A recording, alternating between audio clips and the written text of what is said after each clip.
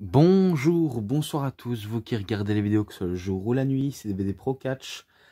Ouais, je ne suis pas encore parti, c'est juste que j'avais préféré du repos, tout simplement. De toute façon, c'est des, on va dire, repos provisoires, mais honnêtement, je suis pas parti définitivement, c'est juste que j'avais besoin de faire ce qui me plaît de mieux dans la vie. Je commence directement l'intro avec ça, hein. Franchement, le mec il est culotté, il dit ses fameux propos. Pour mettre en haleine les gens. Bref, c'est bien joué, DVD Pro Catch. Mais bon, blague à part, bien sûr, vous savez bien que je suis pas parti. Et que, sans vous faire trop attendre, le coffret. Oui. WrestleMania 31. Donc en 2015, toujours. Et là, avec les gros têtes d'affiche en cover. Undertaker, Daniel Bryan, Sting, Triple H, John Cena, Roman Reigns et Brock Lesnar. Oui. Au moins, vous voyez bien que je n'oublie pas la personne d'une traite. Et là, ben, tout le résumé. Brock Lesnar, Roman Reigns, le retour d'Undertaker, John Cena, Rusev, Sting, Triple H, la victoire de Seth Rollins et la promo où Rousey essaie de casser le bras de Stephanie McMahon. Et il dure 8h39. Et bien sûr en français. Je vais retirer ça de son fourreau. Pareil aussi, un excellent WrestleMania. Je ne sais pas ce que vous en pensez. Si vous préférez le 30 que le 31, ben, je serais curieux de savoir votre avis. Car c'est vrai que je n'ai peu de commentaires ces temps-ci. Car personne n'ose réagir. Peut-être qu'ils ont peur que je sois agressif. Ou alors peut-être qu'ils me trouvent un peu con. J'essaie de me donner une raison. Hein, pour voir si ça vous plaît, si ça vous plaît pas. Et pareil, encore les photos magnifiques. L'entrée de Triple H en squelette Terminator. Et encore la victoire et les feux d'artifice de Seth Rollins. Un petit programme. Le saut de Sting sur la DX. Descente de la cuisse de Undertaker sur Bray Wyatt. La promo entre le Rock et Ronda Rousey. La victoire de Daniel Bryan pour le titre intercontinental avec plusieurs mecs. La victoire de John Cena également. Et les Hall of Famers. Avec affrontement Reigns-Lesnar, Orton-Rollins. Excellent. Donc les Bushwhackers, Tatsumi Fujimi, Rikishi, Macho Man Randy Savage, Diesel, Alundra Blaze, Larry Zbyszko et Arnold Schwarzenegger.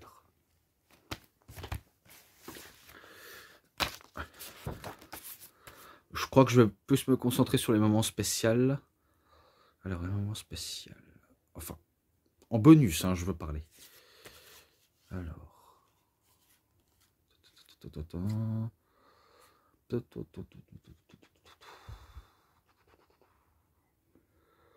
Ouais, je vais dire me concentrer sur Hall of Fame 2015, si vous permettez.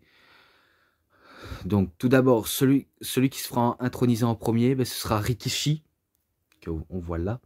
Il se fera introniser par ses deux fils, car ils racontent leurs petites anecdotes avec leur papa. Et après avoir passé aux anecdotes, eh ben, on fait entrer la star du moment dans le Hall of Fame, même si les stars du moment, il y en aura dans le Hall of Fame. Donc voilà, il se fait introniser. Ensuite, Larry Zbyszko, qui se fait également introniser. Alundra Blaze, Madusa, voilà, qui elle aussi nous a raconté l'histoire où elle a jeté le titre féminin WWF à la poubelle. Mais ça, maintenant, on se rappelle de ce moment-là. Après, ben, jusqu'au DVD 3, parce que là, on était au DVD 2. Connor the Crusher Michalek.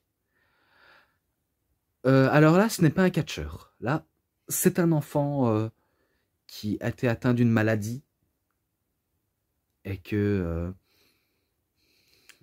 et qu'il a beaucoup côtoyé les catcheurs et catcheuses en coulisses, Conor Michalek. Surtout le plus connu, Daniel Bryan. Surtout lui, car, Daniel Bryan, ben, il aimait bien beaucoup cet enfant. Et que de voir qu'un enfant veut lutter contre sa maladie alors qu'il a le soutien de ses parents, notamment de son père et de son petit frère aussi, ouais, car j'avais vu qu'il avait un petit frère, et que c'est son père qui le fait introniser, malgré qu'il soit malheureusement décédé. Mais bon, paix à son âme au petit Conor. C'est pour ça que la WWE va faire une petite association, vous voyez, avec un dessin d'un titre WWE, mais sauf qu'on retire le logo et on met le C, je crois. Et que même les cordes étaient en jaune. Mais de la deuxième corde. Hein. Ça, je m'en rappelle très bien qu'ils avaient fait ça. Et surtout, ben, des petits bracelets à son honneur. Et si je crois bien, c'est Daniel Bryan aussi qui l'introduit avec le père. C'était quand même émouvant, surtout en venant d'un enfant qui vient malheureusement de quitter. Est-ce que c'est raisonnable ou pas de mettre un enfant dans le Hall of Fame? Ça reste à voir, mais c'est discutable.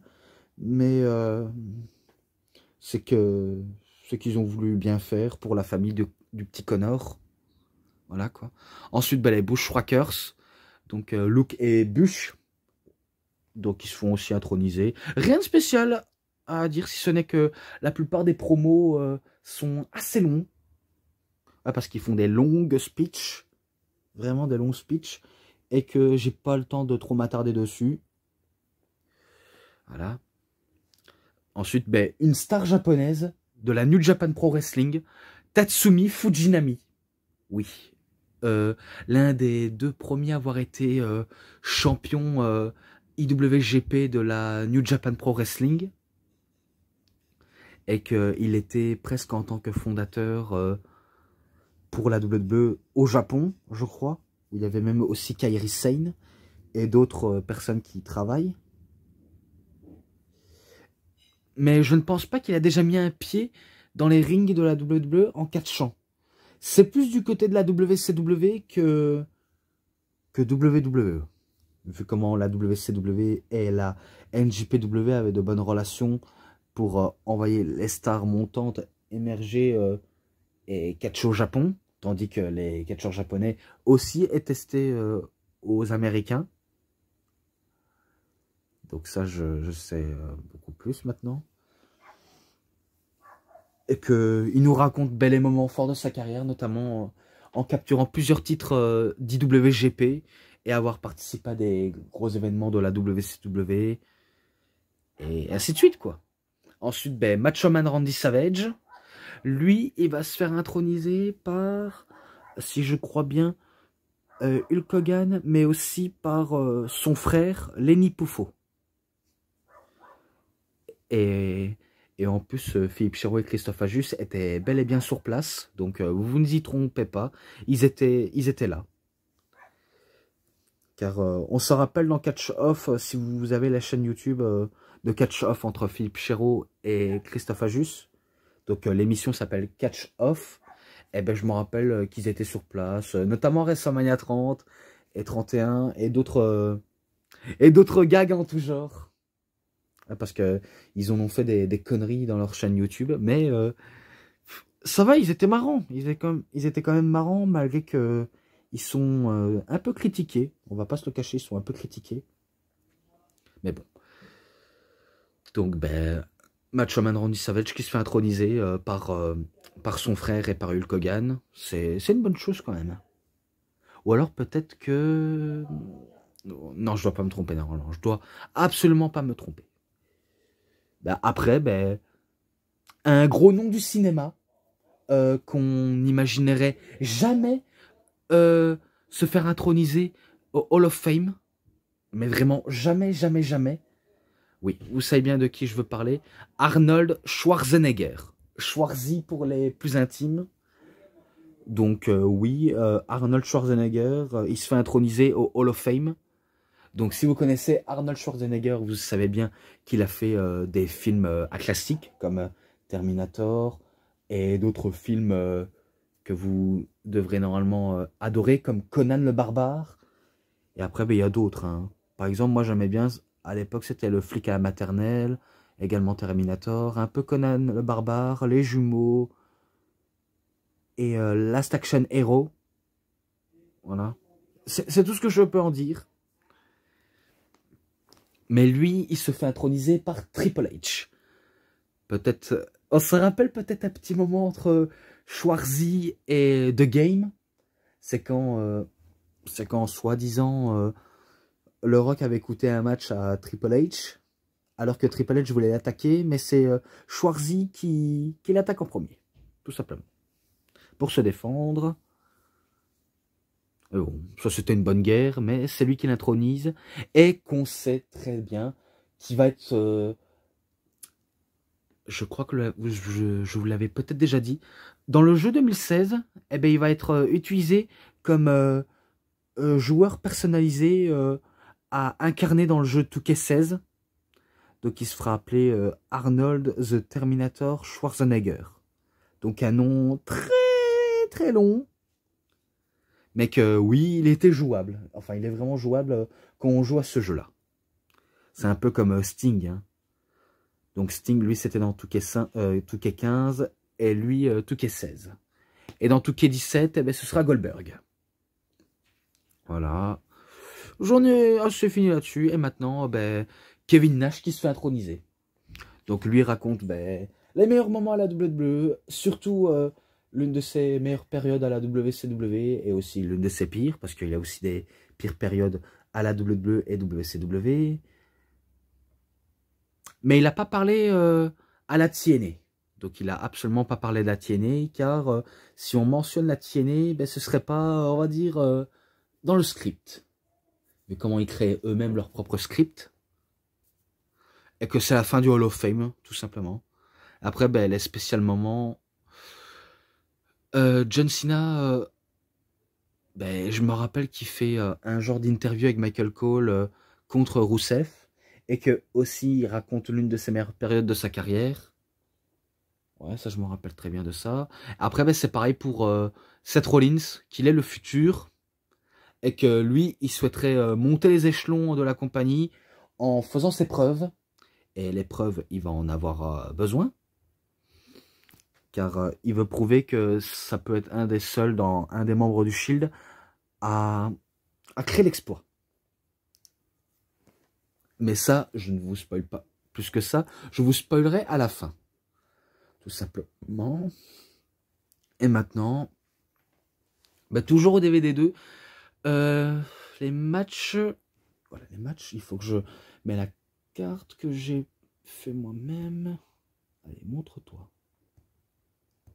Voilà. Premier match qui ne figure même pas dans la carte du show principal. Enfin, il est dans le WrestleMania, mais il ne figure pas dans le show qui débutera. Enfin, qui débuterait, pardon. Eh ben, Cesaro et Tyson Kidd, accompagnés par Natalia, contre Los Matadores, Fernando et Diego, accompagnés par El Torito. The New Day, avec Biggie et Kofi Kingston, accompagnés par Xavier Woods. Et les Usos. Jimmy et Jay, accompagnés par Naomi. Et par contre, ils ont fait une erreur sur Wikipédia. Ils ont mis Noémie. Alors que c'est pas Noémie, c'est Naomi. Donc un match 4 par équipe. Pour le titre, justement par équipe. Et ben ils vont essayer de nous hyper le match, malgré que c'est pas dans la carte principale du show. Donc ils tentent quand même. Ils auront beau tenter, mais voilà. Peut-être que vous aurez préféré une victoire des Usos ou le New Day, ou peut-être, je sais pas moi, le moins attendu comme Los Matadores. Mais finalement, non, c'est victoire de Tyson Kidd et Cesaro. Je passe direct, hein, parce que j'ai pas envie de trop me faire chier dans ce match. Mais malgré que le match était bon, c'est juste que j'ai pas envie de trop en dire et que ça m'embêterait de passer des heures et des heures et des heures et des heures à vous parler de ça. Oui, parce que c'est les matchs les plus moins attendus. Voilà quoi. Et que ce match-là, je mets 3,5. directement. Alors, bataille royale pour la mémoire d'André le Géant, pour le trophée justement. Eh ben, ils étaient 30 hommes, ouais, les 30 personnes.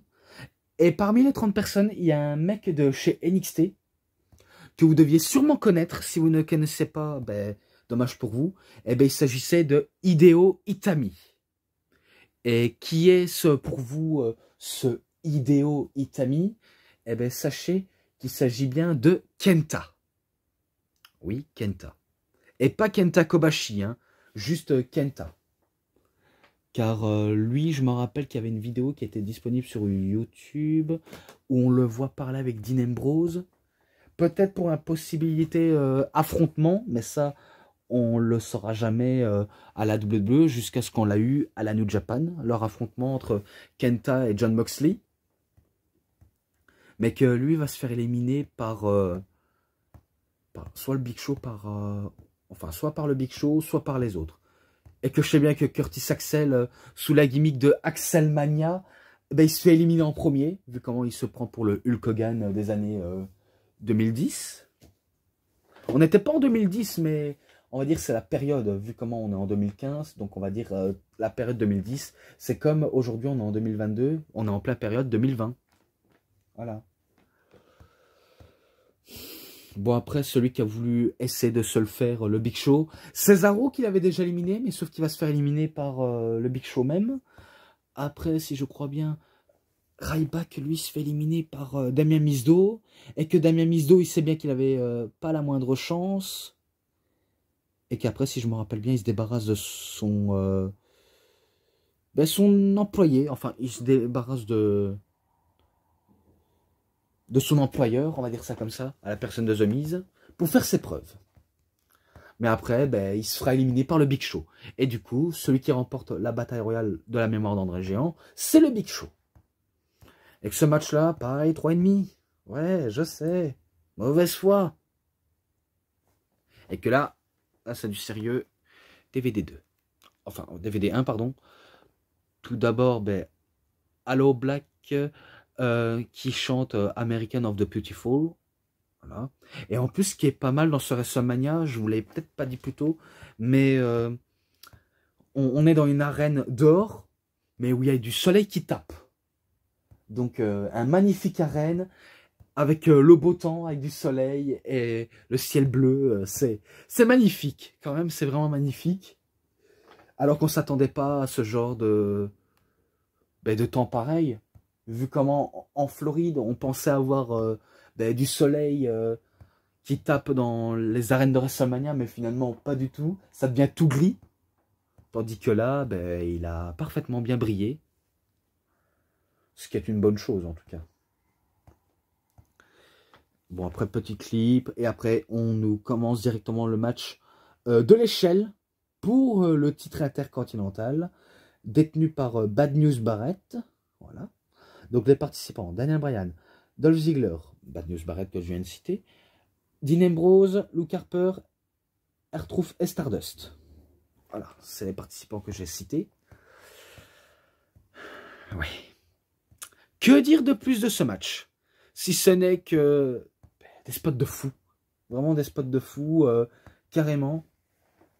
Et qu'on part directement avec Ambrose qui pète un câble et qu'il décide lui-même la rencontre, de comment le match commence. Et il leur a fait, bien sûr, tout le monde vont s'y mettre.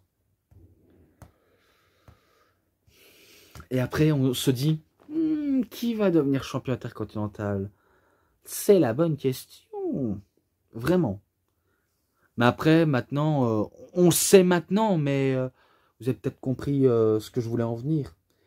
Et après que les matchs ne soient annoncés pour WrestleMania 31, comme je vous avais dit, on sait bien que R-Truth avait volé pas mal la ceinture de Wade Barrett. Donc le titre intercontinental. Donc il n'a pas arrêté de lui piquer. Et qu'on trouvait ça énormément drôle. Et que c'est dommage, c'est que lui, il n'a jamais été champion intercontinental. Il n'aura que triomphé pour le titre des États-Unis. Un peu pour les titres par équipe, mais sinon pas beaucoup. Mais après, ben, c'est plus du côté 24/7.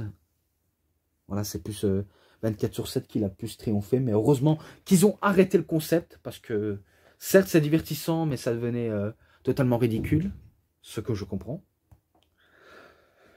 Dean Ambrose, il passe à travers une échelle et il sera out durant ce match. Jusqu'à ce que Dolph Ziggler et Daniel Bryan, eh ben, ils se foutent des coups de boule en haut de l'échelle pour capturer la ceinture. Donc ils se donnent des coups de boule, coups de boule, coups de boule, coups de boule, coups de boule, coups de boule. C'est la danse des coups de boule. Et non, ce n'est pas Zidane qui a frappé, mais c'est Bryan et Ziggler qui ont frappé. Bref, je ne suis pas là non plus pour me croire très très drôle. Non. Non, mais on se rappelle des échanges de coups de boule à répétition. Boum, boum, boum, boum, boum. Donc ça doit faire ding, ding, ding dans leur tête, quoi. Jusqu'à ce que Dolph Ziggler, ben, il lâche prise. Et c'est Daniel Bryan qui remporte le titre intercontinental. Voilà. Donc il décroche le titre. Et ce sera la première fois qu'il va devenir le champion intercontinental. Mais il ne va pas la détenir très, très, très, très longtemps.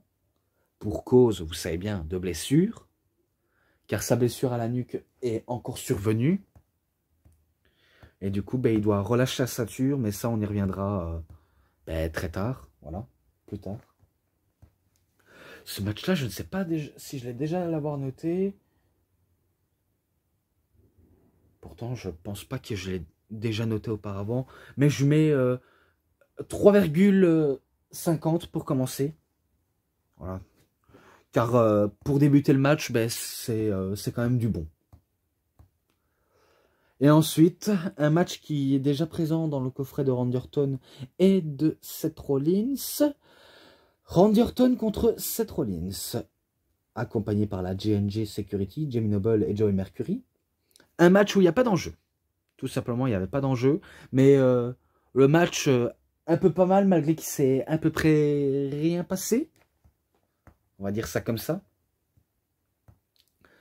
Et que j'espère que vous avez en mémoire ben, un RKO qui sort dans les airs, Car moi je me rappelle quand Seth Rollins faisait un curb-stomp à Randy Orton ben, il se dégage. Quand Randy Orton veut faire un RKO, ce dernier ne veut pas se laisser embarquer. Même s'il a fallu d'un RKO et qu'il chope les cordes. Mais bon, ça n'a pas, on va dire, bien porté ses fruits pour la vipère. Et après, ben, on sait, distraction de la J&J Security. Noble va se recevoir un RKO. Pareil pour Mercury. Tandis que Seth Rollins, ben, il évite à tout prix le RKO. Et pourtant, en utilisant son ultime curb-stomp, eh ben, il se prend ben, un RKO aérien. Vu comment il a tenté le curb-stomp, mais heureusement que Randy Orton, il a paré et contré. Et qu'il a sorti de manière incroyable celui-là. Vraiment, c'est un des plus beaux RKO qu'on a vu. Hein. Et pourtant, des RKO qui arrivent de nulle part et de manière inattendue, on en a vu. Hein. Et celui-là n'échappe pas à l'exception. Ex-victoire de Randy Orton. Voilà, j'ai pas trop envie de dire si ce match est en description. Voilà. Et maintenant, oui, maintenant, Triple H contre Sting. Un match sans aucune disqualification. Tout d'abord, ben, Sting, il fait son entrée par... allez, c'est... on dirait la chorale... enfin, spectacle de théâtre kabuki du Japon. Vu comment c'est eux qui font l'entrée de Sting. Et par contre, ce que j'avais remarqué dans l'entrée, on regarde au loin, on a l'impression que c'est dans une forêt hantée. Et que pour les musiciens japonais, ça leur dit quelque chose. Et que nous, enfin peut-être pas les Européens, et que certains d'entre vous le savent, mais ça nous rappelle un peu la forêt d'Aokigahara. Donc la forêt du suicide du Japon. Donc ça la rappelle énormément beaucoup, où chaque année, ben, des milliers de Japonais ben, se suicident par pendaison. Et bon, ça c'est des trucs très très glauques. et que j'avais déjà vu les vidéos comme ça, où les youtubeurs en parlaient. Surtout le grand JD, qui est allé au Japon dans la forêt d'Aokigahara, qu'il a tenté l'expérience. Et je vais pas trop en dire, hein, si ce n'est que je sais bien que pas mal de youtubeurs ont déjà été dans la forêt d'Aokigahara pour voir si elle est réellement hantée, oui ou non. Surtout Logan Paul. Logan Paul, il a fait énormément polémique suite à ça, parce que lui aussi il a déjà été dans la forêt du suicide, mais sauf que lui c'était en plein jour et pas en pleine nuit, et que je crois que la vidéo a été supprimée parce qu'il avait, on va dire, il s'était moqué d'un cadavre japonais. Non, pas ça. Il y avait, allez, un cadavre dans les arbres, enfin, dans les troncs d'arbres, qui était pendu. Ouais, je crois que c'est ça. En tout cas, c'est vrai que à cette période, ben, on sait bien que c'était un sacré connard, Logan Paul, mais que quand il a catché face à Roman Reigns, là on peut dire que c'est un parfait connard qui a très bien assuré son rôle, hein. Et je dis ça, ce n'est pas des paroles en l'air. Mais bon, il a quand même volé le spectacle en Arabie Saoudite, même si encore c'est le genre d'endroit où on n'aime pas voir des shows de la WWE, mais que là ils essayent de faire du show de bonne qualité. Voilà quoi. Mais pour revenir à Sting et Triple H, ben, c'est juste pour faire l'entrée de Sting, et que c'est son tout premier WrestleMania et un de ses tout premiers matchs. Voilà quoi. Et que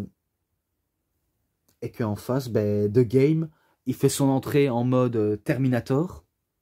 Car il y avait un petit clip. Il y avait un petit clip comme quoi ce serait la fin du monde. Et que ben, le T800 ben, essaye de voir si l'ennemi en question est bien recherché. Donc l'ennemi en question, c'est bien Sting.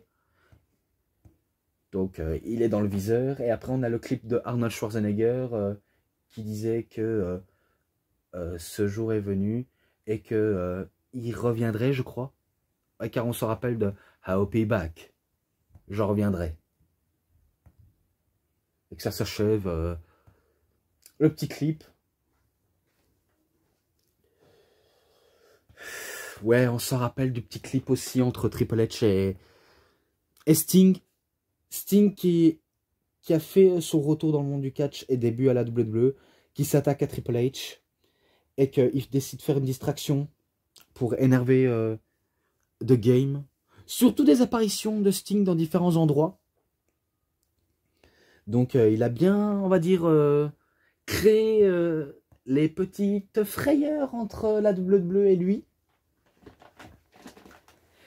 Et que après, ben, d'une promo de Sting à Stephanie McMahon, et que les paroles de Stephanie McMahon disaient que lorsque la WCW a perdu face à la WWE, eh ben, elle disait que lui, il avait perdu, et que c'est un perdant, et qu'il perdra encore et toujours. Donc, on va dire c'est presque la renaissance de la WCW contre la WWE. Oui, les Monday Night Wars, oui, c'est excitant. Mais en vérité, non. En vérité, non. C'est plus un enterrement d'un catcheur que un truc extrêmement fun. Je vous le dis tout de suite. On s'attendait vraiment à mieux. Mais après le match, je sais pas si c'est de votre goût entre Sting et Triple H, mais ils essayent ben, de nous mettre en haleine durant tout le match, malgré si les deux, ils n'ont pas beaucoup ben, de choses et de matchs à proposer. Alors que Sting, ben, lui, il n'est pas prêt d'arrêter.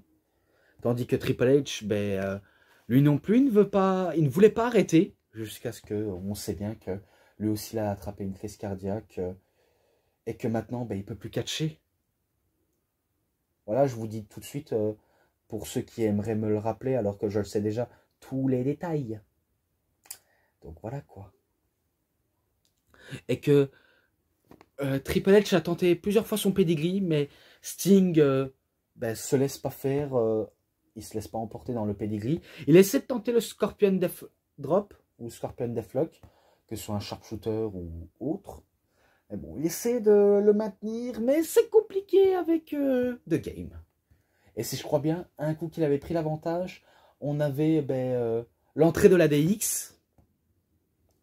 Et vu comment c'était un match sans disqualification, tout est légal.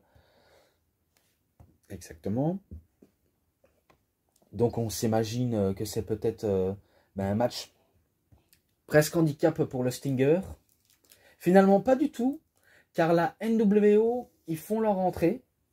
Oui, il faut leur entrée pour porter main forte à Sting, alors que Sting a été l'un depuis longtemps des ennemis de la NWO, mais que là, il s'est rallié. Après, bagarre générale entre NWO et DX. Oui, bagarre générale. Et si je me rappelle bien, Triple H fait un pedigree sur Sting, mais Sting se dégage. Pareil pour Sting, il fait un Scorpion Death Drop sur Triple H, mais sauf qu'il se dégage. Il tente le Scorpion Deathlock ou Death Drop. Bref, je ne sais plus ce que je racontais, mais Deathlock, c'est un reverse DDT. Death Drop, soumission, le sharpshooter. Donc il fait le sharpshooter en Scorpion Death Drop. Et c'est là où Shawn Michaels, il arrive de nulle part. Il fait un switch and music sur l'icône. Et qu'après, si je me rappelle bien, la DX donne la massue à Triple H. Tandis que la NWO donne la batte de baseball à Sting. Et du coup, c'est plutôt massue contre batte de baseball qui va gagner. Bref, on ne sait pas. Jusqu'à ce que Sting arrive à casser la massue de Triple H. Il arrive à casser en deux. Et que maintenant c'est du kit ou double. L'un des deux va repartir vainqueur. On se rappelle des Stinger Splash dans le coin. Mais Triple H avait prévu un truc. Un dernier coup fatal pour mettre fin au match. Oui, un dernier coup fatal. La massue qui arrive dans la tronche de Sting. Et du coup, suite au coup de massue, Sting, totalement épuisé et pas apte à combattre, c'est victoire de Triple H avec un coup de massue. Et c'est tellement dommage, hein. J'aurais préféré que ce soit une victoire de Sting. J'aurais tellement préféré que ce soit une victoire de lui. Mais non. Comme l'aime expliquer Vince McMahon, dans le monde du catch, c'est lui le boss et personne d'autre. Donc oui, encore un membre de la WCW qui s'est fait enterrer, et cette fois-ci par Triple H, car Triple H adore enterrer les catcheurs de chez WCW. On a bien vu avec Booker T, on a bien vu aussi avec Scott Steiner. Il y avait aussi qui encore qui s'est fait enterrer? Goldberg également, Goldberg. Chris Jericho, mais sauf que Chris Jericho, il a quand même aussi battu justement... excusez-moi si vous entendez la musique, mais il a justement battu Chris Jericho ou Chris Jericho Triple H, voilà quoi. Mais bon, tout le monde a y passé et j'espère que je vais pas me faire démonétiser à cause de cette musique que je devrais même pas l'entendre et que j'espère que vous l'entendez pas du tout. Si vous l'entendez, excusez-moi, mais j'essaye de m'excuser après les droits d'auteur, voilà. Et que après, ça mette fin à leur guerre entre Triple H et Sting. Voilà, ils mettent fin, tout simplement. Ce match-là, en description, vu comment il est présent dans le coffret Into the Light de Sting, le deuxième coffret que j'ai. Voilà. Après, Maria Menounos, celle qui avait été catcheuse, je crois qu'elle avait catché avec... oh, je ne sais plus, mais je sais bien qu'elle était au WrestleMania 28. Et que là, elle interview Daniel Bryan. Donc Daniel Bryan, il célèbre sa victoire pour le titre intercontinental. Voilà. Et après, il se fait accueillir par les légendes. Ric Flair, Ricky Steamboat, Bret Hart. Qui encore il se fait accueillir oh, je ne sais plus. Peut-être le Hockey Talkman. Mais je sais bien qu'il se fait accueillir par tous les légendes qui viennent le féliciter d'avoir remporté le titre. Et qui c'est je ne sais plus qui Qui c'est qui est venu? Mais après, je me rappelle, tout le monde a chanté Yes, Yes, Yes, jusqu'à ce que Ron Simmons arrive et il fait le célébrissime que vous connaissez bien tous. Damn! Et que tout le monde sursaute. Mais après, ben, ils s'en fichent, ils font Yes, Yes, Yes, tout simplement. Ils en ont rien à battre. Et bon. Voilà quoi. Après, ben, Skylar Grey and Kid Ink, what Travis Barker, musical performance. Ah oui, le petit concert. Oui, le petit concert. Et que si je me rappelle bien, ce titre-là, parce que si vous avez la chanson-là, il est aussi présent dans un des albums de David Guetta. Et non, je n'hallucine pas. Pourtant, je l'avais vu de plus près. Et par contre, c'est dommage, c'est que David Guetta n'a pas, on va dire, joué les DJ au WrestleMania, alors qu'on aurait tellement voulu le voir. Ah, dommage, vraiment dommage. Mais après, le nom du titre, c'est pas facile à vous le dire, si ce n'est que c'est le thème principal de ce WrestleMania. Et oui, oui, oui, oui, oui. Mais bon, c'est passé pour le concert. Maintenant, passe match par équipe féminin, ou des divas si vous préférez, vu comment on est encore en pleine période des divas. Et que Nikki Bella, elle met pas son titre en jeu face à n'importe qui, mais elle combat avec sa sœur contre AJ Lee et Paige. Et sachez une chose, ce sera, on va dire, le dernier WrestleMania de AJ Lee. Et non, je ne me trompe pas du tout, c'est la vérité. Ce sera la dernière fois qu'elle combattra à WrestleMania. Paige, ce sera pas sa dernière, mais voilà, vous avez au moins compris. Bon, après le match, moyen quand même. Mais pour être gentil, je mets toujours un 3,20. Et cette fois-ci, ce ne sera pas les Heels qui vont remporter le match, mais les Face. Si je crois bien, c'est soit Paige qui fait sa prise de soumission de torture, ou encore le Black Widow de AJ Lee. Sur en maillon faible, Brie Bella. De toute façon, c'est la fraude dans l'équipe Bella Twins. Et bien sûr, des fraudes, il en manquera pas un seul ni moins. Mais voilà. Sinon, je ne me rappelle pas de toutes les choses qui s'est bien passé dans ce match, si ce n'est que c'est le dernier WrestleMania de AJ Lee. Voilà. Et après, le match que peut-être vous avez aimé ou pas du tout. Match pour le titre des États-Unis. John Cena contre Rusev, accompagné par Lana. Donc oui, on se rappelle de leur rivalité. Rusev qui a battu John Cena à Fastlane par tricherie. Et John Cena, lui, veut son match face à Rusev.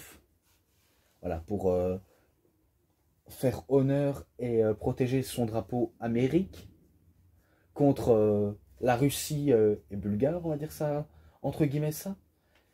Et que ça va avoir lieu dans ce WrestleMania-là. Après, selon vous, est-ce que c'est un enterrement ou pas? J'attends votre avis. Car il y en a qui considèrent ça comme un enterrement, mais que j'avais très bien accroché à ce match. Bon, après, c'est vrai que vous aurez préféré que ce soit Rusev qui détrône le champ, un peu comme Bray Wyatt. Vous aurez bien voulu que ce soit lui qui détrône le champ, mais le champ, il va pas se faire détrôner si facilement. Et que malheureusement, je ne suis pas non plus hyper juste dans ce que je dis, mais il faut le reconnaître. Mais bon, on se rappelle de l'entrée de Rusev, surtout accompagné du thème de l'Union soviétique. Non, même pas. Non, c'est pas le thème de l'Union soviétique. Certes, le tank, il est arrivé en tank à WrestleMania, et des hommes qui chantent l'hymne national russe. Et que oui, comme je vous avais déjà dit dans le DVD Hustle, Loyalty and Respect de John Cena, ça se voit qu'on est en plein dans Rocky 4. Donc Rocky, c'est John Cena, et Drago, Rusev, quoi. Sacrée référence. Tandis que John Cena, bah, lui fait son entrée avec le clip qui concerne l'histoire de l'Amérique. Et après, bah, il fait son entrée dans les chants John Cena sucks, John Cena sucks. Donc, John Cena est nul, comme ça, quoi. Et après, on pourra faire aussi Let's go Cena aussi. Ça pourrait le faire. Ça pourrait le faire, mais là, John Cena, il adorait vraiment jouer avec le public, qui soit contre lui ou avec lui. Donc, c'est normal qu'il s'amuse. C'est absolument normal. Et qu'après, ben, le match débute. Et que Rousseff n'était pas d'accord que ce soit John Cena qui se fait accueillir en premier. Donc, il aurait préféré que ce soit le champion en premier. Voilà, quoi. Je passe direct. Et que le match débute. Et qu'on se dit, est-ce que c'est victoire de Cena ou victoire de Rousseff? Bonne question. Vous aurez peut-être préféré Rousseff parce que vous êtes des anti-Cena. Et que moi, je ne suis pas, on va dire, un anti-Cena pour si peu. Car oui, je l'avoue, j'adore John Cena malgré que son in-ring n'est pas si impressionnant qu'on le dit. Mais bon, j'ai quand même apprécié. Et que oui, j'aurais dû parler de l'intronisation des Hall of Fame. Voilà. Je passe direct à l'intronisation du Hall of Fame et au match, directement. John Cena tente plusieurs fois le STF pour faire abandonner Rousseff, mais Rousseff, fort comme un colosse, il ne veut pas abandonner. Tandis que Rousseff, ben, il fait son accolade, mais John Cena ne va pas perdre connaissance ni abandonner, car la dernière fois, il a abandonné face à ça, et qu'il ne veut pas abandonner. Donc, il est terre à terre, il ne veut pas abandonner. Attitude adjustment, mais Rousseff se dégage. Et que si je me rappelle bien, ben, encore un nouveau accolade, mais il ne veut pas se laisser faire. Distraction de Lana, si je crois bien à la fin, distraction de Lana, qui a voulu essayer de distraire John Cena, mais sauf qu'elle se prend Rousseff de plein fouet. Donc elle se reçoit Rousseff directement dans la figure. Et que John Cena, il fait le Attitude Adjustment pour battre Rousseff. Donc c'est lui le seul à avoir battu Rousseff. Comme c'est également le seul à avoir battu Bray Wyatt. Et qu'après, ben, certains disent qu'il a été enterré par John Cena. Je ne vous dirai pas plus, tout simplement, parce qu'après, je vais même recevoir des pierres. Et que ce match-là, également en description. Voilà, je passe directement. Ben après, l'autorité qui annonce les chiffres de combien de personnes il y a dans l'arène. Et aussi, ils font un peu les heels en disant que la WWE a prouvé que c'est la seule fédération numéro 1 à être au top du top. Et pourtant, à cette époque-là, on se dit c'est pas encore du mauvais produit, mais ça pourrait arriver dans quelques années. Ça, on se disait la question. Et que, ben, qu'est-ce que je pourrais vous en dire plus et qu'ils ont, on va dire, battu Sting, et que la WCW restera toujours enterrée pour de bon, jusqu'à ce que le Rock, ben, il fait son entrée sous les applaudissements du public, et il fait son fameux speech. Le Rock est de retour à Santa Clara, du New Jersey, je crois que c'était au New Jersey ou San Diego. Santa Clara, San Diego en Californie, je crois. Ah, pas sûr, mais je sais bien que c'est entre guillemets dans ça. Et peut-être que c'est peut-être la ville originaire de Bayley. Je vais me faire incendier, je le sens. Par les mauvais commentaires. Donc il fait une promo face à l'autorité, en les vannant dessus, mais que Stephanie McMahon n'est pas dupe, et qu'elle dit t'as toujours été aussi drôle The Rock, et que elle a sûrement dit, ben, sans les McMahon, ben, tu serais, on va dire, pas aussi top du top, entre guillemets. Et qu'après, ben, avoir parlé ben, de son arrière-grand-père, de son grand-père, et de son père même, et elle, avec son frère, enfin, il mentionne pas son frère ni sa mère, mais il mentionne plus elle et son mari, en disant que c'est eux qui sont à la hauteur du game, et que, en tant que co-dirigeant de la WWE, eh ben, ils sont au sommet de la montagne. Et qu'après, ben, Stephanie McMahon, ben, elle gifle The Rock en lui criant dessus au micro, en disant « Hein, qu'est-ce que tu vas me faire? Tu vas me frapper? Tu vas me faire un rock bottom? Qu'est-ce que tu vas me faire? Hein? Tu vas rien faire du tout. Alors je te dis un truc, dégage de mon ring. » Donc, une chose que le Rock fait, est qu'après, elle dit « Ouais, c'est bien, t'es un bon garçon. » Et qu'après, au moment où elle croyait que le Rock allait partir, eh ben, elle ajoute, comme dirait un certain Terminator, qui est Schwarzenegger, en disant « Hasta la vista, baby. » LOL. Et qu'après, elle dit « Allez, au revoir. » Mais sauf que le Rock n'est pas prêt de partir, car il va aller voir quelqu'un dans le public. Et quelqu'un dans le public, elle n'est pas toute seule.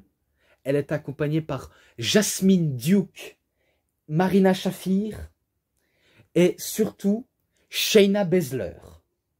Vous savez qui c'est? Oui. La femme la plus dure à cuire au monde de la planète. Oui. Ronda Rousey. Ronda Rousey qui était dans le public. Et que si je crois bien, elle portait un t-shirt Dragon Ball avec un chiffre 900 000 quelque chose, je ne sais plus. Mais je sais bien que voilà, elle est apparue et qu'après, ben, je suis sûr que Stephanie disait à The Rock, qu'est-ce que tu fous, je t'ai demandé de partir. Et que The Rock, il sachant que son ego a pris un coup, il va pas s'arrêter ici, il va dire que le Rock ne va pas partir tout de suite et que il tenait à présenter cette fille que tu l'as déjà rencontrée lors de SummerSlam 2014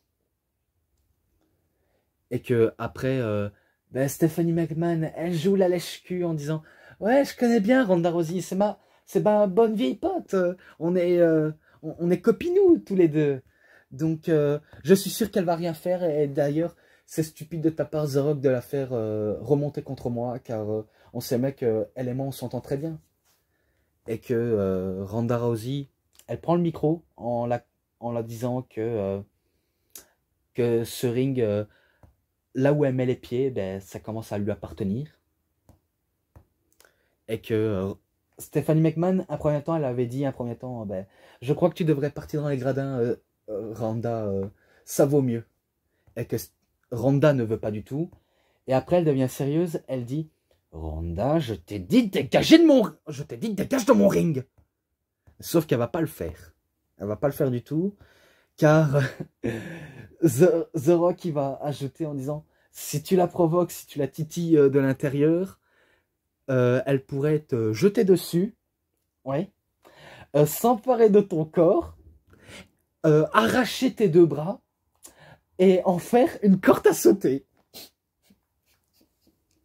Ça m'avait buté quand il avait dit ça à la télé. Ça m'avait vraiment buté. Et qu'elle pourrait même s'en charger de Triple H d'un coup.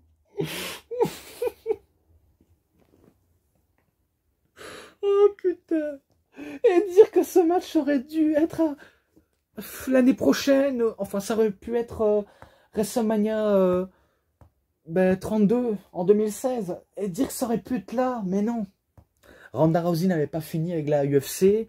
Et The Rock, vu comment il a enchaîné des films par an et qu'il n'a le droit qu'une apparition, et qu'après c'est la fin du voyage pour lui, car il a repris les studios d'Hollywood, même si on sait bien qu'il va peut-être affronter Roman Reigns récemment, on sait bien qu'il va l'affronter, peut-être, hein, je dis bien peut-être, parce que j'en suis pas non plus sûr, et qu'on sait bien que leur match va arriver au WrestleMania 34 en 2018, qui est l'une des plus grosses purges en termes de WrestleMania, alors qu'il y a des bons matchs, mais malgré qu'il y a des bons matchs, il y a toujours de la merde qui traîne dans ce WrestleMania, dans ce show. Mais ça aurait pu avoir lieu, The Rock, Ronda Rousey contre Triple H et Stephanie McMahon, ça aurait pu, mais ils l'ont pas fait. Et après, le Rock ben, il donne des claques du peuple à Triple H. Triple H est sonné, il est foudroyé par les pluies de claques du peuple. Et après, il en rajoute une dernière en crachant sous la main et king, jusqu'à ce que Ronda Rousey il fait un hip toss sur Triple H. Donc, il s'est ramassé un hip toss et que Stephanie McMahon, ben, elle n'est pas contente de Ronda Rousey qu'elle ose de se rebeller face à sa soi-disant meilleure pote, entre guillemets. Eh ben, elle lui disait, qu'est-ce que tu fous? Pourquoi tu fais ça à mon mari? Tu mérites que je te donne une bonne claque, salope! Non, non, elle dit pas ça, mais elle a voulu lui donner une claque et que Randa, elle le coince dans un clé de bras. Elle le coince dans un clé de bras et que là, elle sait bien que Stéphanie, pardon, elle panique, elle a pas envie de se faire casser le bras et pourtant elle le tient de toutes ses forces, Ronda Rousey. Donc elle a peur de se faire casser le bras. De toute manière, on le voit ici. Là, je résume et je spoil un peu ce qu'il y a eu dans cette promo et dans la plupart des matchs. Voilà. Mais bon. Après, ben, c'est The Rock qui clôture la promo en disant, est-ce que vous sentez ce que le Rock et Ronda Rousey vous préparent? Mais bon. Voilà, une promo sympa pour certains, mais après, il y en a qui diront, on s'en bat les couilles, ça va les couilles, ça va les couilles. Non. Pour moi, c'est pas on s'en bat les couilles. Honnêtement pas. Bon, après, ils nous teasent aussi le nouveau logo de WrestleMania 32, qui sera au Dallas, Texas. Et que maintenant, ben, on passe au match entre l'Undertaker et Bray Wyatt. Donc, l'Undertaker, qu'on l'a plus vu lors de WrestleMania 30, depuis sa défaite face à Brock Lesnar, il n'a peut-être pas l'intention de venir combattre à Mania, et pourtant, il le fait, vu comment un WrestleMania sans l'Undertaker, c'est comme si c'était un peu vide. Et pourtant, il a pris sa retraite, et là, c'est encore plus du vide, car on ne verra plus ben, l'Undertaker catcher. Comme Triple H, d'ailleurs, on ne verra plus catcher. C'est bizarre. La plupart des catcheurs qui ont catché, on ne les verra plus. Car, certes, dans 20 ou 30 ans, ils seront encore là, mais pas pour catcher. Du fait qu'ils arrêtent le catch en très bonne santé, parce que aussi ils ont énormément trop donné au catch, et qu'il y en a qui ont gaspillé leur santé pour divertir le public, et ça je comprends énormément. Donc ils n'ont pas le choix, ils ont actuellement pas le choix. Et que là, bah, il affronte Bray Wyatt, que lui, il s'était brisé la cheville, Bray Wyatt, et que lui, il était accompagné par ben, les zombies. Il est accompagné par une bande de zombies. Et que peut-être, vous allez peut-être de dire, l'Undertaker a enterré Bray Wyatt. Peut-être, je dis bien peut-être. Alors qu'on sait bien que Bray Wyatt, c'est forcément le successeur de l'Undertaker. Et non, si on fait un parallèle, vu comment l'Undertaker, il a un personnage sombre, Bray Wyatt également, il a un personnage sombre, ben, pour moi, je ne vois ben, qu'une seule idée en tête, c'est lui le seul et unique successeur. Et je ne suis pas en train de plaisanter. Bon, après, il s'est passé ben, Tombstone sur Bray Wyatt, mais sauf que Bray Wyatt ne va pas, on va dire, perdre le match, pour si peu. Tentative de Hell's Gate, mais Wyatt ne va pas se laisser abandonner par le Hell's Gate. Une lariat qui arrive par derrière de la part de Bray Wyatt sur l'Undertaker. Il tente le Sister Abigail, mais l'Undertaker il relève l'épaule.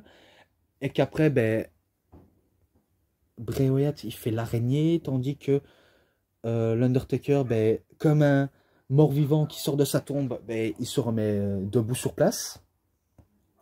Et qu'après, ben, il tente un nouveau Sister Abigail, mais sauf que il va pas passer. Et là, c'est l'ultime Tombstone Piledriver qui met fin au match. Donc, victoire de l'Undertaker. Et là, si je crois bien, on est de 22 à 1. Donc, victoire de l'Undertaker, tout simplement. Rien de plus, rien de moins. Voilà. Et maintenant, ben, passons au main event. Oui. Pour le titre de la WWE du monde poids lourd. Et à la fin, le moment le plus inattendu. Alors, Roman Reigns, qui a remporté le Royal Rumble grâce à l'aide de The Rock, et qu'il a battu Daniel Bryan à Fastlane, veut prouver qu'il peut être à la hauteur de Brock Lesnar en le battant dans la plus grande scène du monde, malgré qu'il a du mal à se mettre le public dans la poche. Et je ne me trompe pas, c'est leur premier affrontement à WrestleMania. Et après, ben, on aura d'autres qui arriveront. Donc c'est presque une trilogie d'affrontements entre Brock et Reigns. Enfin, Roman et Brock. Et qu'après, ben, on disait que il ne pourrait jamais battre Brock Lesnar. Pourquoi? Parce que Brock Lesnar, c'est un des mecs les plus dangereux. Peu importe avec qui il est en face, il nous fait qu'une bouchée. C'est un peu vrai. Il est capable de battre n'importe qui. Même en un seul F5, il vous bat one shot. Hein. Donc en one shot, il vous le bat. Hein. Et que c'est là où Roman Reigns, ben, il a comme slogan « I can and I will ». Il le peut et il le pourra. Enfin, il peut et il arriverait, quoi. Et qu'après, ben, on se rappelle, ben, sifflet du public. Dans le public, on a vu quelques doigts d'honneur qui étaient réservés à Roman Reigns, des pouces en bas, pour prouver que l'univers de la WWE ne veut pas un nouveau John Cena face. Ouais, on va dire que Roman Reigns, c'est un peu le successeur de John Cena. Et d'ailleurs, c'est exactement le cas. Bon, après, feux d'artifice pour Roman Reigns. Et après, ben, on accueille le champion. Gros feux d'artifice avec beaucoup de pression sur Roman Reigns. Il y a beaucoup de pression sur lui. Tandis que Brock Lesnar, ben, lui, il n'a aucune pression. Il n'a aucun trac. Lui, il observe sa victime du soir. Et qu'après, ben, les commentateurs anglais, enfin les commentateurs américains, ils nous citent le palmarès de Brock Lesnar, qu'il a été champion NCAA en lutte. 3 fois ou 4 fois, on va dire 4 fois champion de la WWE, même si c'est du monde poids lourd. Champion IWGP de la New Japan Pro Wrestling. Champion Ultimate Fighting Championship, donc la UFC. Et que dans les commentaires français, ben, il y a beaucoup plus de pression autour de Roman Reigns et de Brock Lesnar. On ne sait pas qui peut remporter le match. Honnêtement. Est-ce qu'il y a une issue? Dites-le nous, on a besoin de savoir. Mais sauf que l'issue, on la connaît. Donc la présentation de Roman Reigns, la présentation de Brock Lesnar, présentée par Paul Heyman, qui présente son poulain. Le match débute, ça se rentre directement sous la gueule. Et que ben, Roman Reigns, ben, il lui donne des sacrés coups violents au visage de la bête. Tandis que la bête, ben, lui, Sherman suplex. Et il fait un premier F5. Et là, il sent que le coup qu'il a reçu tout à l'heure, ça lui plaît pas du tout. Ça lui plaît vraiment pas du tout. Et qu'il va décider de faire des German suplex à Roman Reigns. Et c'est lors de ce show-là, et dans le match-là, qu'il dit suplex les bitch. Donc en gros, Suplex City plage. Bref, vous avez compris la ref si vous traduisez de manière vulgairement. Et qu'après, ben, il fait, si je crois bien, encore un deuxième F5. Et que Roman Reigns, il se dégage du deuxième F5, alors que le premier, ben, il n'y avait pas de tombée. Donc il se dégage du F5. Et que là, ben, Brock Lesnar, il sait bien qu'il a du pain sous la planche. Il veut ben, encore continuer de s'amuser avec Roman Reigns en le faisant que des German suplex, des belly to belly over the head suplex, des souplesses arrière, peut-être même une T-bone suplex. Et après, ben, encore un F5. Et là, il pensait, et on pensait exactement que c'était terminé, mais que non. Roman Reigns, il relève son épaule. Et là, Brock, ça commence à énormément l'énerver. Il enlève ses gants. Et il va commencer à lui donner une sacrée gifle à la tronche de Roman Reigns. Donc il va lui donner des gifles, des gifles. Hein. Et c'est pas des petites gifles de gonzesse. Hein. Là, c'est des gifles... Comme je vous avais déjà un peu expliqué avec Kenta Kobashi, lui, quand il fait des atemis, ou encore quand il fait des coups... vous voyez, une paume de main de karaté, quand on coupe ben, un poisson, on coupe la tête d'un poisson. Et ben lui c'est carrément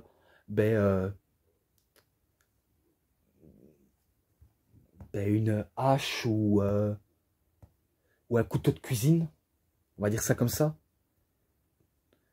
Et ben pour Brock Lesnar, ben lui c'est comme une hache, les claques, c'est comme une hache. Et que Roman Reigns, malgré qu'il s'est reçu des claques, il se marre de rire et que l'air de dire que les claques ne lui atteignent pas du tout. Malgré qu'il s'est fait allumer, des coups de genoux même dans la tronche. Et qu'après, ben, Brock Lesnar, ben, il se fait recevoir un coup de genou. Et un autre qui a été violent, et que là, il a vraiment mal pris le coup de genou. Il se prend des sacrés coups de pied. Et après, ben, après un autre coup de pied, ben, il se reçoit un méchant coup de la corde à linge, Roman Reigns. Et là, ben, Brock Lesnar, ben, il le rejoint à l'extérieur. Et que, si je crois bien, Roman Reigns, il bouscule Brock Lesnar dans le poteau. Et c'est à ce moment-là où Brock Lesnar va saigner du sang. Il saigne de la tête. Et tandis que Roman Reigns, ben, lui, il est en position du Superman Punch. Donc il attend qu'il remonte au ring. Malgré qu'il est KO, qu'il est sonné, qu'il ne peut plus, on va dire, continuer de réagir. Eh ben, il se reçoit un Superman Punch. Encore un autre. Jusqu'à ce qu'il arrive au Spear. Et un deuxième Spear. Mais sauf que Brock Lesnar, il se dégage l'épaule. Donc il tente un nouveau Spear. Mais sauf qu'il se fait encore porté par un Fireman's Carry en position de F5, mais sauf que Roman Reigns ne va pas se laisser embarquer par le F5, il va lui donner des uppercuts en venant du bas et du haut, il va lui donner des séries de coups de boule, un ultime Superman Punch, encore des Superman Punch, et après, au moment où il essaye d'utiliser son ultime et dernier Superman Punch, il se fait recevoir un F5, et là, le thème d'entrée de Seth Rollins retentit. Et là, on se dit, non, qu'est-ce qu'il vient faire là? Il va quand même pas cash-in. Eh ben si, il le fait. Il met sa mallette en jeu contre le titre du monde poids lourd. Et que c'est le bon moment pour lui. Donc il se débarrasse de Reigns. Et que, alors que le match avait déjà été commencé, eh ben il décide de recommencer le match pour que ça devienne un match triple menace. Et que Seth Rollins s'y perd pas de temps. Curve sombre sur Brock Lesnar. Il essaye une nouvelle fois, mais sauf qu'il se fait porter en Fireman's Carry. Il se fait spirer, Brock Lesnar. Et après, ben, curb stomp de la part de Seth Rollins sur Roman Reigns. Et là, c'est le finish. Victoire de Seth Rollins. Et il aura battu ben, son ancien coéquipier dans le Shield. Et battu ben, celui qui a été très très dur à battre, à la personne de Brock Lesnar. Et du coup, ben, il crée l'espoir. En capturant le titre du monde poids lourd de la WWE. Et là, ben, il fête avec les feux d'artifice. Et c'est la fin du show. Waouh! Waouh! Quel match et surtout quel show. Et ce match-là également en description, vu comment il est présent dans le coffret de Brock Lesnar, Eat, Sleep, Conquer, Repeat. Et peut-être dans celui de Roman Reigns. De Seth Rollins, pardon. Mais voilà. Donc, c'est tout pour ce WrestleMania. Et personnellement, moi aussi, j'ai adoré ce show-là. Donc après, je ne sais pas si vous pensez que celui-là est très sous-coté ou alors pas le meilleur édition. Mais moi, j'ai beaucoup très bien adoré. Et que pour moi, c'est un des meilleurs shows qui mérite aussi d'être regardé. Comme WrestleMania 30, WrestleMania 29, même s'il y en a que vous n'appréciez pas trop. 28, voilà, etc. Peu importe les WrestleMania que vous pouvez regarder, c'est des bangers. Du fait qu'il y a des bons matchs et pas trop de merde. Voilà. Donc, pour ce qui est des matchs, bonus, les scènements et promos, parce qu'il en a eu des scènements et des promos, et des interviews également. L'ensemble, ben, moi, ça me rapproche de la perfection de 5, et que celui-là, je lui mets un 4,90. Voilà, j'ai bien apprécié, c'est un 4,90 direct. Et que cette review est terminée, comme je l'ai dit peut-être. Je dis bien peut-être, hein. Donc voilà. C'était DVD Pro Catch. J'espère que cette review et la vidéo vous aura vraiment bien plu. Et si vous avez aimé cette vidéo, comme d'habitude, vous savez ce qu'il vous reste à faire. Likez la vidéo, commentez, partagez, abonnez-vous à ma chaîne, cliquez sur la petite cloche pour avoir plus de notifications des prochaines vidéos. Et moi je vous dis bonne journée, bonne soirée à tous. Au revoir tout le monde pour une prochaine vidéo. A plus à tous les fans de catch.